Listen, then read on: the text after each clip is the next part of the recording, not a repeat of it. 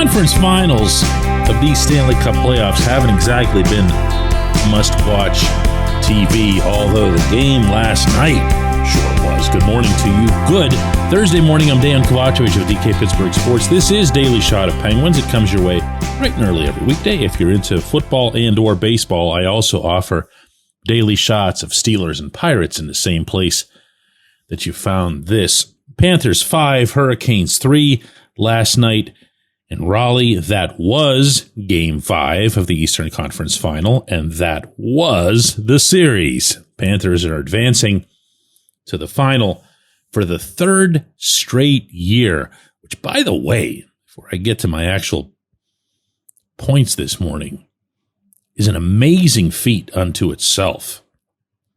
In the past 30 years, only the Panthers and the other team in that state, the Lightning, have pulled that off, getting to the final 3 straight years. The Penguins, of course, have gotten to the final in back-to-back years twice, but 3 straight is something else entirely. Among the 4 major professional sports, the NBA's Golden State franchise made it 5 straight times. The Cleveland franchise and the Miami franchise made it 4 straight each. And the Yankees in Major League Baseball made it 4 times. The Chiefs in the NFL have made it an ongoing 3 times to the Super Bowl. The question is, for today, is anybody watching? To which I answer, depends on how you look at it. The most common, and by the way, the laziest way to ever look at the NHL's television ratings is to just go by straight Nielsen. Why? Because Nielsen counts nothing but the American audience. And the last I checked, there are still 7 Canadian franchises in the league out of the 32 total, 20%. And in these playoffs, you had Toronto, Edmonton, and Winnipeg all make it to the second round, and you have Edmonton still playing. For anybody who doesn't know how this works, that means your ratings in those markets for those games, according to the Nielsen's, is exactly 0. Obviously, they just don't count. So when we see, for example, that Panthers versus Hurricanes is down, we have to remind ourselves, although it's not easy to do, that the Rangers were in the final a year ago. Kind of a big difference in market size there between New York and Raleigh, North Carolina. And the same thing applies to any series that involves a Canadian team. Numbers are numbers, and there's no numbers that can mimic population. That said, and anyone at the NHL's headquarters will attest to this, the league never, ever, ever looks at it that way, nor should they. Good or bad, the league is going to view those numbers as being universal because the league is based firmly in 2 distinct countries. And the league, by the way, makes a lot of money off of the hockey broadcasting rights in Canada. So where I can tell you that the ESPN ratings for these ongoing Stanley Cup playoffs are down 28% from last year, I also can tell you that they're up 18% for Sportsnet in Canada, and that the ratings up there have included reaching 58% of all Canadian households, topping out with having an audience of 3.6 million people for Game 7 of Florida versus Toronto. What does that matter? Well, obviously, there's a lot more people in the United States than there are in Canada. Great. Doesn't really mean much to the league. Why? Because the pay scales between what Sportsnet and the CBC and the rest up north offer is comparable to what ESPN and TSN are offering on this side of the border. So the money is about the same. In fact, the number of humans watching is about the same. Do you want it to be bigger in the United States? Yes, of course you do. But here's how I see this. If the league ever does the pathetic baseball thing, which is to just count on New York and LA to carry everything, then the league doesn't grow. In fact, the league does exactly what's happening with baseball, which is to continue to shrink in every market that isn't New York or Los Angeles. So when I watch a Game 5, like I did last night, what I'm seeing is a boisterous, passionate, knowledgeable crowd in Raleigh, North Carolina, watching ice hockey that's been rooted in that region now for more than 30 years since the unfortunate move of the Hartford Whalers.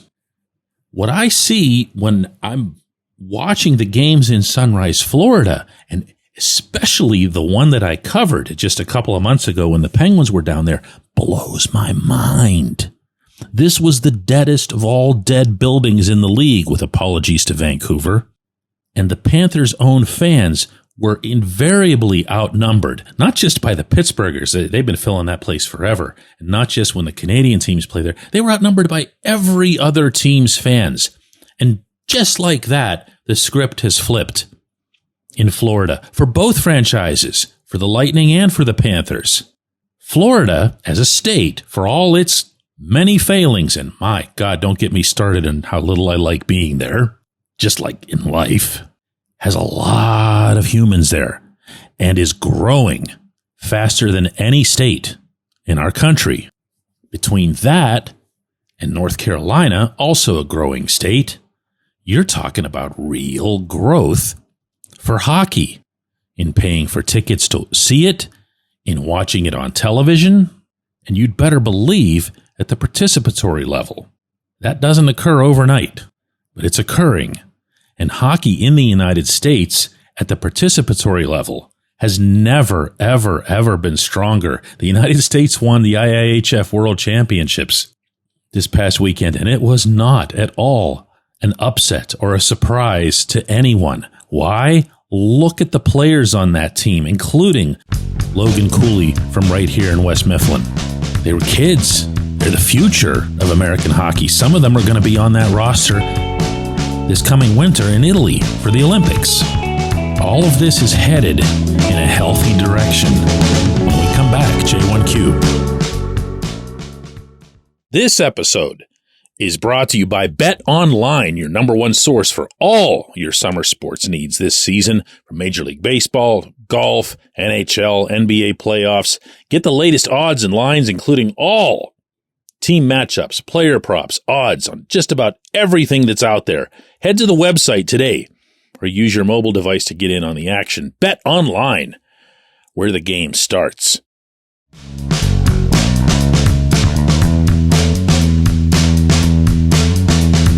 Today's J1Q comes from Adam, who says, "Hi DK, let me start by saying that I understand and agree with the macro point that you made on the Wednesday show about how hard it is for superstars to win the Stanley Cup. Sidney Crosby and Yevgeny Malkin winning 3 of them is fantastic. As to Edmonton, over the last 4 years, the Oilers have played 68 playoff games. Connor McDavid and Leon Draisaitl have combined for 68 goals and 223 points. That means as a pair, they've averaged a goal per game and 3.3 points per game. McDavid alone has averaged 1.75 points per game. This is all-time historic stuff for playoff performance, and that leads to a pet peeve of mine where I've seen people question McDavid as not being a true champion. To me, it's the exact opposite. He and Draisaitl annually drag that team well beyond its pedigree, and the Oilers come up short because it took Edmonton's management a decade to put enough talent around them to even remotely compete for the Cup. Could not agree more. Glad you brought it up. When I state that McDavid and Draisaitl haven't won a championship, it's not because I think they stink or because I think they underperform in the bigger games. There were points, to be fair, in McDavid's early playoff career where there was a vibe to that end. In fact, other teams in the Western Conference would openly discuss it, maybe just to rattle him a little bit. But between watching the two of them rise up, I think, as they have in recent years. And then even, peripheral stuff like McDavid getting the overtime winner just now in the Four Nations tournament for Canada. They're pretty good at everything that they do, those two. But if you want to put at least a little bit of daylight between the two guys in Edmonton and the two guys in Pittsburgh, I'm gonna try it this way instead. When you think back to the Penguins championship in 2009 against the Red Wings, how much do you remember super specifically about the performances of either Sid or Gino? You really don't. Why? Well, Max Talbot scored both of the goals in Game 7, and Flower made the big save on Nicholas Lidstrom. And Sid actually didn't even participate in the third period because of a knee issue. But they did a bunch of other stuff, Sid and Gino. Winning stuff, little stuff. In San Jose in 2016, Sid had the assist on Chris Letang's fantastic goal off of that breathtaking shift. But for the most part, what Sid did that night, what Gino did that night, was just stifle the Sharks. They couldn't breathe in Game 6 out there. Game 6 the following year in Nashville, Patrick Hornqvist scores with $1:36 left. Gino jumping up and down, spasming on the bench. Sid gets sent out for the next shift because there's still 96 seconds to kill. I'm not, believe me, in any way, shape, or form or to any degree denigrating McDavid and Draisaitl. I'm way past that, specifically with McDavid. They are exactly what they are. But they are the ones that need to figuratively look in the mirror and say what's been missing, if anything. It's not enough when you're winning a championship to look around at the rest of your group. You have to figure out what it is that you need to do, to win that cup, including if it comes outside your standard comfort zone. We know that McDavid can score the kind of goals that he has against Dallas this series. We know that Draisaitl's good as gold from the bottom of the right circle when sniping the way he did in the most recent game. What we don't know is the rest. I appreciate the question. Good one. I appreciate everybody listening to Daily Shot of Penguins. We'll be back with another one of these tomorrow.